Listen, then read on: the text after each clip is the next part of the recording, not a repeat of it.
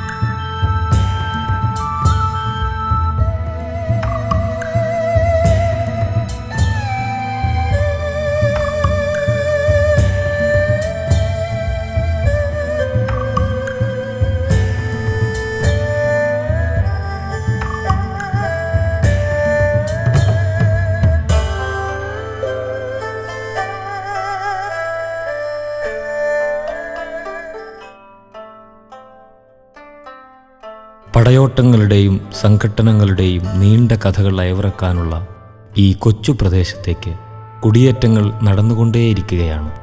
വരുന്നവരൊക്കെ വിരുന്നുകാരായി എത്തുകയും നാടിൻ്റെ മനസ്സും സ്നേഹവും തിരിച്ചറിഞ്ഞ് ഇവിടെ തന്നെ താമസിക്കാൻ ആഗ്രഹിക്കുന്നവരുമാണ്. എന്നാൽ മലപ്പുറത്തിനുമുണ്ട് ഒരു മറുപുറം. നീണ്ട സമരമുറകൾ നടത്തിയ ഈ നാടിൻ്റെ ധീരദേശാഭിമാനികൾ പടുത്തുയർത്തിയ സ്നേഹവും സാഹോദര്യവും സഹകരണവും സൗഹാർദ്ദവും കാത്തുസൂക്ഷിക്കാൻ വെമ്പൽ കൊള്ളുന്ന ഒരു ജനതയുടേതാണ് മലപ്പുറത്തിൻ്റെ ചരിത്രം.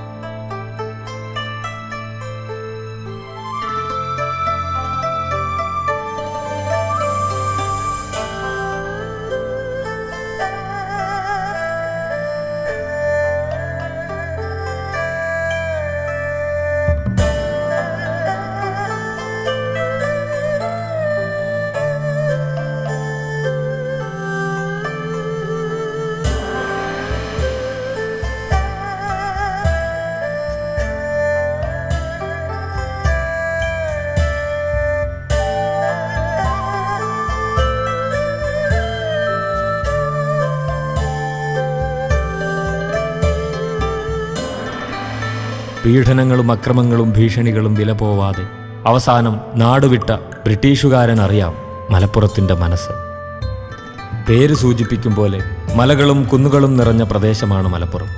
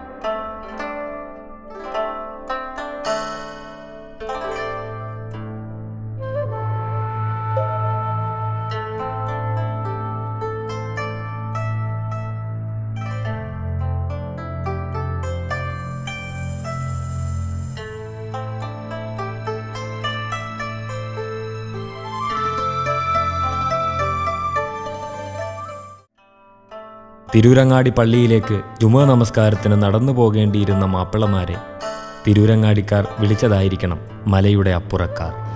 അത് ലോപിച്ചതത്രേ മലപ്പുറം. ഏകദേശം 2000 വർഷങ്ങൾക്ക് മുമ്പ് തന്നെ മലപ്പുറത്ത് ജനവാസമുണ്ടായിരുന്നു എന്നാണ് ചരിത്രം. ക്രിസ്തുവിന് മുമ്പ് ചേരനാട്ടിലെ പല സ്ഥലങ്ങളിലും ബുദ്ധ ജൈന മതങ്ങളുടെ സ്വാധീനങ്ങൾ കാണാൻ കഴിയുന്നുണ്ട്. വലിയങ്ങാടി, ചാപ്പനങ്ങാടി, കൂട്ടിലങ്ങാടി, പള്ളിപ്പുറം തുടങ്ങിയ പേരുകൾ തന്നെ ജൈന ബുദ്ധ സ്വാധീനത്തിൻ്റെ തെളിവാണ്. തമിഴ് സംഘകാലത്തെ പട്ടർ, പാണർ തുടങ്ങിയവർ താമസിച്ചതിനാലാവാം പാണക്കാട്, പട്ടർകടവ് എന്നിങ്ങനെ സ്ഥലനാമങ്ങൾ.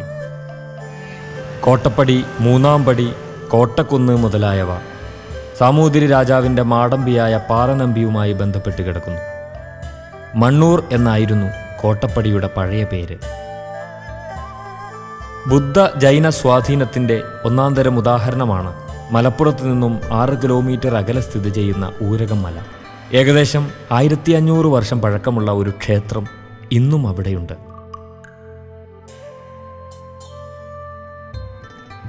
സമുദ്രനിരപ്പിൽ നിന്നും 2000 അടി ഉയരത്തിലായി നിലനിൽക്കുന്ന ഈ ജൈന ക്ഷേത്രം മലപ്പുറത്തിൻ്റെ ദൃശ്യവിസ്മയങ്ങളിൽ ഒന്നുകൂടിയാണ്.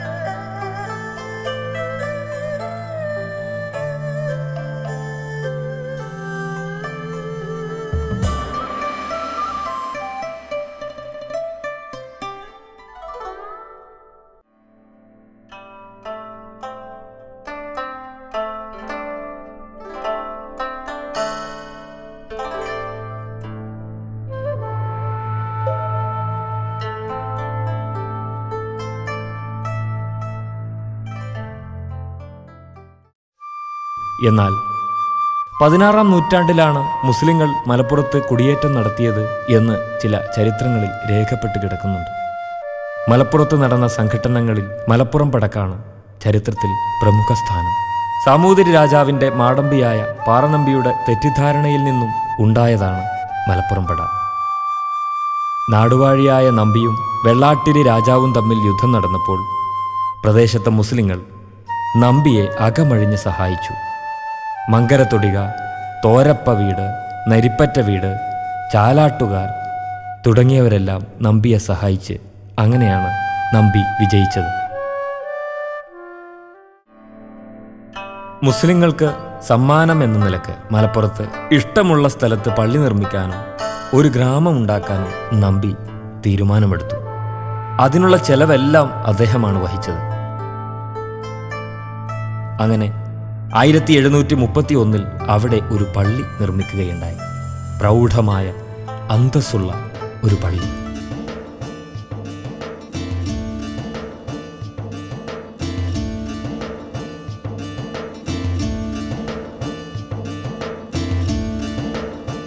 കേട്ടറിഞ്ഞ് പല ദേശത്തു നിന്നും ആളുകൾ പള്ളി കാണാനെത്തി. കൂട്ടത്തിൽ അലിമരക്കാരെന്ന ദൃഢഗാത്രനായ ഒരാളും ഉണ്ടായിരുന്നു. അലിമരക്കാർ നമ്പിയെ സന്ദർശിക്കുകയുണ്ടായി. നമ്പിക്ക് അയാളെ നന്നായി ഇഷ്ടപ്പെട്ടു. ഉടനെ തന്നെ നികുതി പിരിവിൻ്റെ ചുമതലക്കാരനായി പാറനമ്പി അലിമരക്കാരെ ഏൽപ്പിക്കുകയുണ്ടായി. അലിമരക്കാർ നികുതി കൊടുക്കാത്ത ജന്മിമാരെ ചോദ്യം ചെയ്തു. ജന്മിമാർക്ക് ഇത് ദഹിച്ചില്ല. അവർ ഗൂഢാലോചന നടത്തി നമ്പിയെ വശത്താക്കി അലിമരക്കാരെ വധിക്കാൻ പരിപാടിയിട്ടു. മരക്കാരെ സൂത്രത്തിൽ കൊട്ടാരത്തിലേക്ക് വരുത്തി വധിക്കുകയായിരുന്നു ലക്ഷ്യം. ഈ ചതി പക്ഷേ മരക്കാർ മനസ്സിലാക്കുകയും ധീരനായ ആ യുവാവ് ചതിയന്മാരിൽ അനേകം പേരെ വകവരുത്തിയ ശേഷമേ മരണത്തിന് കീഴടങ്ങുകയുണ്ടായുള്ളൂ. ഈ സംഭവത്തോടെ മലപ്പുറം ഇളകി. മണ്ണൂർ ശിവക്ഷേത്രത്തിൽ ഉത്സവം നടക്കുന്നതിന് മുമ്പായി മലപ്പുറം പള്ളി പൊളിക്കാനും മുസ്ലിങ്ങളെ മലപ്പുറത്തു നിന്നും ആട്ടിയോടിക്കാനുമായി നമ്പി പരിപാടിയിട്ടു. ഒരു ഭാഗത്ത് സർവ്വസന്നാഹങ്ങളോടെ നമ്പിയും മറുഭാഗത്ത് പരമദരിദ്രരായ മുസ്ലിങ്ങളും ഏറ്റുമുട്ടൽ നടന്നു. ഘോരമായ ഏറ്റുമുട്ടൽ. മുസ്ലിങ്ങൾ പള്ളി തൊടാൻ അനുവദിച്ചില്ല. ശത്രുപക്ഷം പള്ളി കത്തിച്ചേ അടങ്ങും. അങ്ങനെ AD 1728 മാർച്ച് 1141 ഹിജറ ഘോരമായ സംഘട്ടനം നടന്നു. ഈ പടയിൽ 50ഓളം മുസ്ലിങ്ങളും 975ഓളം നമ്പിയുടെ പക്ഷക്കാരും മരണപ്പെട്ടു. രോഷാകുലരായ നമ്പിയുടെ സൈന്യം പള്ളിക്ക് തീവച്ചു.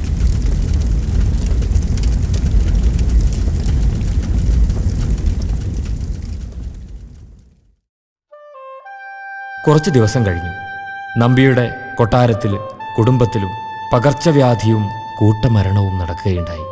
വെളിച്ചപ്പാട് ഉറഞ്ഞുതുള്ളി പ്രഖ്യാപിച്ചു, മുസ്ലിങ്ങളുടെ നശിപ്പിച്ച ആരാധനാലയം പുതുക്കി നിർമ്മിച്ചു നൽകാതെ ഈ ശാപത്തിന് പരിഹാരമുണ്ടാകില്ല. അങ്ങനെ നമ്പി തന്നെ മുൻകൈയെടുത്ത് മലപ്പുറം പള്ളി കൂടുതൽ പ്രൗഢിയോടെ പുനർനിർമ്മിച്ചു കൊടുക്കുകയുണ്ടായി. മഹാകവി മോയിൻകുട്ടി വൈദ്യർ ഈ ചരിത്ര സ്മൃതികളെ മുൻനിർത്തിയാണ് മലപ്പുറം പട എന്ന യുദ്ധകാവ്യം രചിച്ചത്. ഇവിടെ തന്നെയാണ് ആ ഷഹീദുകൾ അന്ത്യവിശ്രമം കൊള്ളുന്നത്. നൂറ്റാണ്ടുകളുടെ ചരിത്രം പേറി നിൽക്കുന്ന വലിയങ്ങാടി ജുമാ മസ്ജിദാണിത്. ഈ പടയുടെ സ്മരണാർത്ഥം ഇവിടെ നടത്തപ്പെട്ടിരുന്ന നേർച്ചയായിരുന്നു മലപ്പുറം നേർച്ച. ഇവിടെയായിരുന്നു നേർച്ചയും മറ്റും നടന്ന പൂളക്കമണ്ണ്. ഇന്ന് മലപ്പുറം നേർച്ച ഒരു ഓർമ്മ മാത്രമായി. ഇത് ഹാജിയാർ പള്ളി. പ്രകൃതി അതിൻ്റെ സുന്ദരഭാവങ്ങളോടെ തല ഉയർത്തി നിൽക്കുന്ന ഇടമാണിത്. മക്കയിൽ നിന്നും വന്ന ഒരു ഹാജിയാർക്ക് ഇരിക്കാനായി പാറനമ്പി ഒരു ചെറിയ ക്ഷേത്രം വിട്ടുകൊടുത്തുവത്രേ. ആ ക്ഷേത്രത്തിലെ മൂർത്തികളെ മേൽമുറി ശ്രീ കരിങ്കാളികാവിലേക്ക് മാറ്റുകയും ചെയ്തു. പാറനമ്പിയുടെ പ്രത്യേക താൽപ്പര്യത്താൽ 2 ക്ഷേത്രങ്ങൾ ഉയർന്നു. ഒന്ന് കരിങ്കാളികാവ് ഭഗവതി ക്ഷേത്രം, മറ്റൊന്ന് ത്രിപുരാന്തക ക്ഷേത്രം.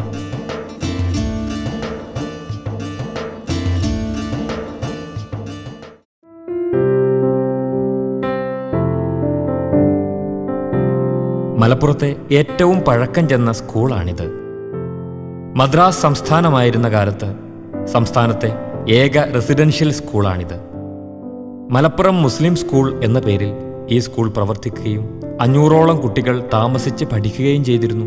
കർണാടക, ലക്ഷദ്വീപ് തുടങ്ങിയ സ്ഥലങ്ങളിൽ നിന്നും കുട്ടികൾ താമസിച്ചു പഠിച്ചിരുന്ന ഈ സ്കൂൾ ഗവൺമെൻറ് ബോയ്സ് സ്കൂളും ഗേൾസ് സ്കൂളുമായി വിഭജിച്ച് ഇന്നും പ്രതാപത്തോടെ പ്രവർത്തിക്കുന്നുണ്ട്.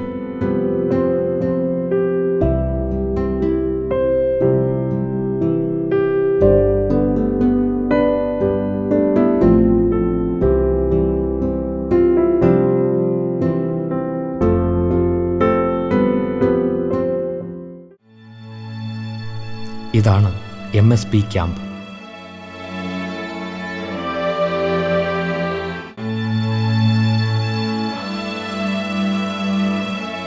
പിറന്ന നാടിനു വേണ്ടി നാടൻ ആയുധങ്ങളുമായി രംഗത്തിറങ്ങിയ മാപ്പിളമാരെ അടിച്ചൊതുക്കാൻ ബ്രിട്ടീഷ് പട്ടാള മേധാവി ഹിച്ച്കോക്ക് 1889 ആരംഭിച്ചതാണ് ഈ പട്ടാള ക്യാമ്പ്.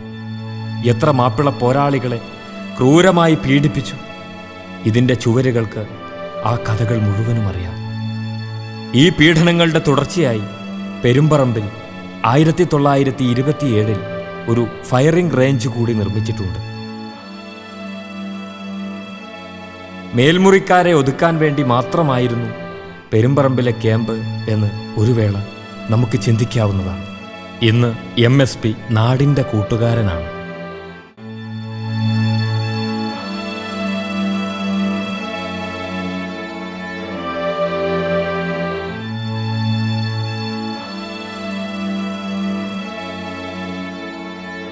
പോയകാല പ്രതാപങ്ങൾ, നിരവധി ചരിത്ര സ്മൃതികൾ അയവിറക്കുന്ന ഈ പ്രദേശം ബ്രിട്ടീഷ് അധിനിവേശത്തിൻ്റെ കയ്പുനീർ മോന്തി എത്ര ദുരന്തങ്ങളിലൂടെ നീന്തിയാണ് ഇവിടെ എത്തിയത്.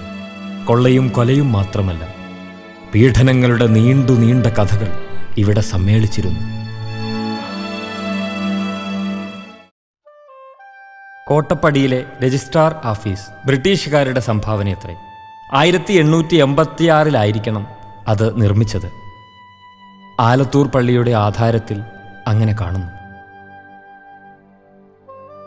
ഇന്ന് കോട്ടക്കുന്നിലേക്ക് ഉല്ലാസത്തോടെ വിനോദത്തിനായി പോകുന്നവരാണ് നാം. പക്ഷേ ഒന്ന് ഓർക്കുക, ബ്രിട്ടീഷുകാരുടെ ഫയറിംഗ് റേഞ്ചായിരുന്ന ഇവിടം ത്യാഗോജ്ജലമായ പല സംഭവങ്ങൾക്കും സാക്ഷിയായിരുന്നു. ജന്മനാടിന് മോചനം കിട്ടാതെ എനിക്ക് ജീവിതമില്ലെന്ന് പ്രഖ്യാപിച്ച വാരിയംകുന്നത്ത് കുഞ്ഞഹമ്മദാജിയെ ഇവിടെ വച്ചാണ് നിഷ്കരണം ബ്രിട്ടീഷുകാർ വെടിവെച്ച് കൊന്നത്. ആ മൃതശരീരം ഈ കോട്ടക്കുന്നിൻ്റെ വടക്കേ ചെരുവിൽ വെച്ച് പെട്രോൾ ഒഴിച്ച് കത്തിക്കുകയായിരുന്നു അത്രേ.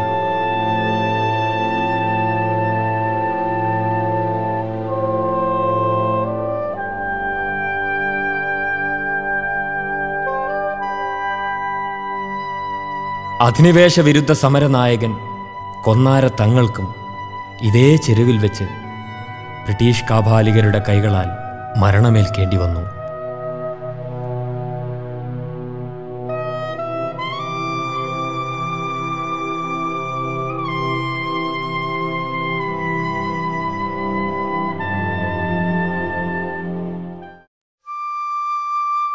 ഇത് മേൽമുറി.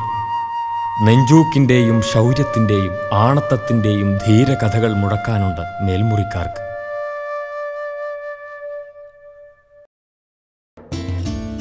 ഇതായിരുന്നു മേൽമുറിയിലെ ആദ്യത്തെ ജുമാ മസ്ജിദ്.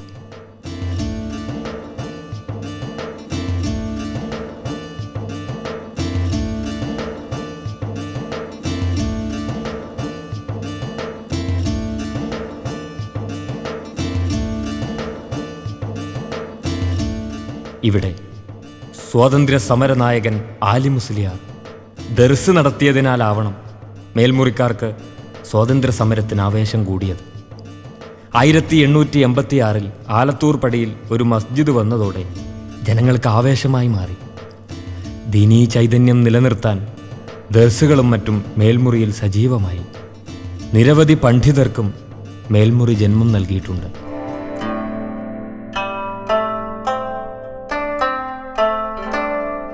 സമസ്തയുടെ മുഖപത്രമായ അൽ ബയാനിൻ്റെ എഡിറ്ററും പ്രസിദ്ധ പണ്ഡിതനുമായ കാടേരി അബുൽ കമാൽ മുസ്ലിയാർ, സയ്യിദ് മുഹമ്മദ് ബുഖാരി തങ്ങൾ, കുഞ്ഞിസീദി കോയത്തങ്ങൾ മുതലായ നിരവധി പണ്ഡിതരും സാദാത്തുക്കളും ഈ പള്ളിക്ക് ചുറ്റുമായി അന്ത്യവിശ്രമം കൊള്ളുന്നു.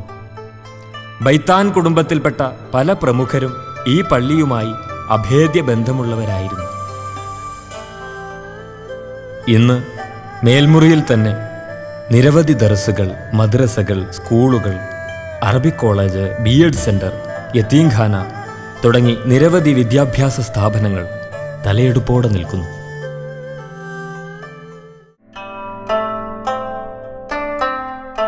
ഇത് പാണക്കാട്, ഒരു കുടുംബത്തെ നാടിനോട് ചേർത്ത് പറയുന്ന അപൂർവമായ സംഭവമാണ് പാണക്കാട്. യമനിലെ തരീമിൽ നിന്നും വളപട്ടണത്ത് നിന്ന് വന്ന സയ്യിദ് അലിയാണ് പാണക്കാടിൻ്റെ പൂർവികൻ. അറക്കൽ കുടുംബത്തിൽ നിന്നും വിവാഹം കഴിച്ച സയ്യിദ് അലിയുടെ മകൻ സയ്യിദ് മുഹ്ലാർ കുഞ്ഞു സീതിക്കോയ തങ്ങൾ മലപ്പുറത്ത് താമസമാക്കി. ഇവരുടെ പിൻഗാമിയായിരുന്നു സയ്യിദ് ആറ്റക്കോയ തങ്ങൾ.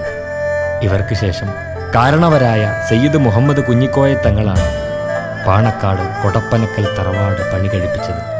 പിന്നീട് PMSA പൂക്കോയത്തങ്ങൾ കുടുംബ കാരണവരായി. അവരുടെ മക്കളാണ് ഇന്നത്തെ കൊടപ്പനക്കൽ തറവാട്ടിലെ കാരണവന്മാർ. പ്രവാചക കുടുംബത്തിലെ സന്തതിയായതിനാലും സമൂഹത്തിലെ ഉന്നതസ്ഥാനീയരായി പാണക്കാട് തങ്ങൾ എന്ന പേരിൽ തന്നെ അവർ ലോകമെമ്പാടും അറിയപ്പെട്ടു. ഇന്ന് സമൂഹത്തിൻ്റെ അത്താണിയാണ് ഈ കുടുംബം.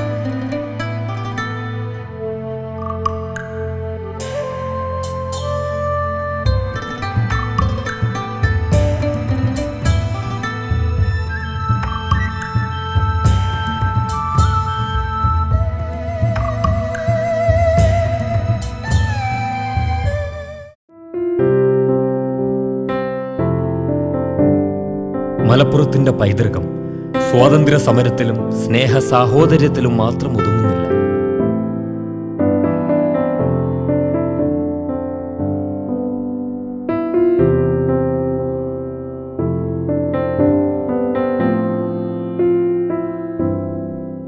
കലാകായിക രംഗങ്ങളിൽ സ്വന്തമായി ഒരു സ്ഥാനം കണ്ടെത്തിയിട്ടുണ്ട് മലപ്പുറം.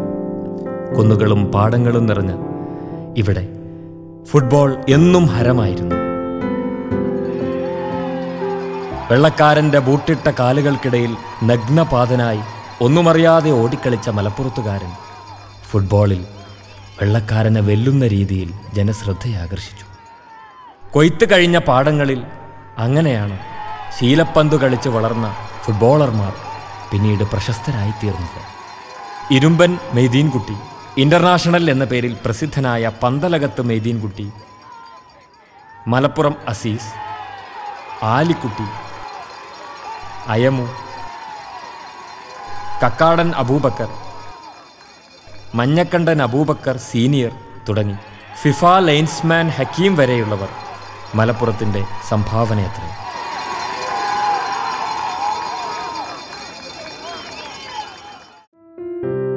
മലപ്പുറത്തിൻ്റെ ചരിത്രത്തിൽ തെളിഞ്ഞു നിൽക്കുന്ന തറവാടത്രേ കിളിയമണ്ണിൽ തറവാട്. പണത്തിൻ്റെയും പ്രതാപത്തിൻ്റെയും ഇടയിൽ പാവങ്ങളോട് അലിവ് കാട്ടിയും ഇല്ലായ്മകൾക്ക് പരിഹാരം നൽകിയും ജീവിച്ച ഉന്നത കുടുംബം. ബ്രിട്ടീഷ് വൈസ്രോയി മുതൽ ഇന്ത്യയിലെ ഉയർന്ന രാഷ്ട്രീയ സാമൂഹിക നേതാക്കൾ വരെ വന്നിരുന്ന ഒരു തറവാട്. സക്കീർ ഹുസൈൻ മുതൽ കാമരാജ് വരെയുള്ള നിരവധി പേർ മലപ്പുറത്തെത്തിയാൽ ഇവിടെയാണ് തങ്ങുക. ജന്മിക്കൂട്ടങ്ങൾ കുടിയാന ക്രൂശിക്കുമ്പോൾ കിളിയമണ്ണിലെ ജന്മി കുടിയാന സഹായിച്ചു എന്നതാണ് ആ പഴയ കഥ. മലപ്പുറത്ത് നിന്നും അങ്ങാടിപ്പുറത്തേക്ക് സ്വന്തം സ്ഥലത്തിലൂടെ പോവാൻ കഴിഞ്ഞിരുന്ന ഒരേ ഒരു കുടുംബം. ഇന്നും ആ തറവാട് പഴയ പ്രൗഢിയോടെ തന്നെ നിലനിൽക്കുന്നു. ബ്രിട്ടീഷ് ഭരണകൂടം ഖാൻ ബഹാദൂർ പട്ടം നൽകി ആദരിച്ചിട്ടുണ്ട് ഇവിടുത്തെ പിന്മുറക്കാരെ.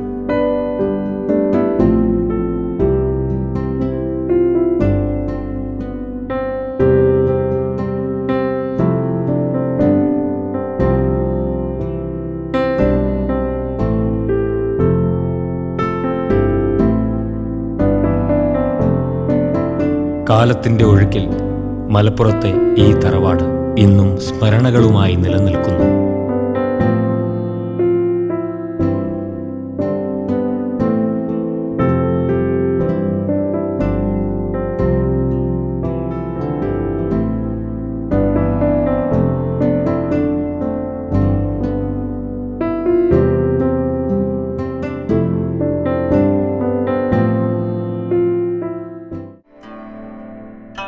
ഇത് കാളമ്പാടി. കേരളത്തിലെ ഏറ്റവും വലിയ മതസംഘടനയായ സമസ്ത കേരള ജംഇയ്യത്തുൽ ഉലമയുടെ കുതിപ്പും കിതപ്പും ഈ നാടിനോട് ചേർന്ന് നിൽക്കുന്നു. കോട്ടുമല എന്ന നാമത്തിൽ അറിയപ്പെട്ട അബൂബക്കർ മുസ്ലിയാർക്ക് ജന്മം നൽകിയ ദേശമാണിത്. കോട്ടുമല അബൂബക്കർ മുസ്ലിയാർ, കോമു മുസ്ലിയാർ തുടങ്ങിയ പണ്ഡിത പരമ്പരക്കൊപ്പം ഇന്ന് സമസ്തയുടെ പ്രസിഡന്റ് കാളമ്പാടി മുഹമ്മദ് മുസ്ലിയാരും ശുദ്ധ മലപ്പുറത്തുകാരൻ തന്നെ. ആയോധന കലാരംഗത്തും മികച്ച സ്ഥാനമുണ്ട്. ചൈനയിലെയും റഷ്യയിലെയും ആയോധന കലാമുറകളിലെ മെയ്വഴക്കം ഇവിടുത്തെ ആയോധന ചിട്ടകളിൽ ഉൾച്ചേർത്തിട്ടുണ്ടത്രേ.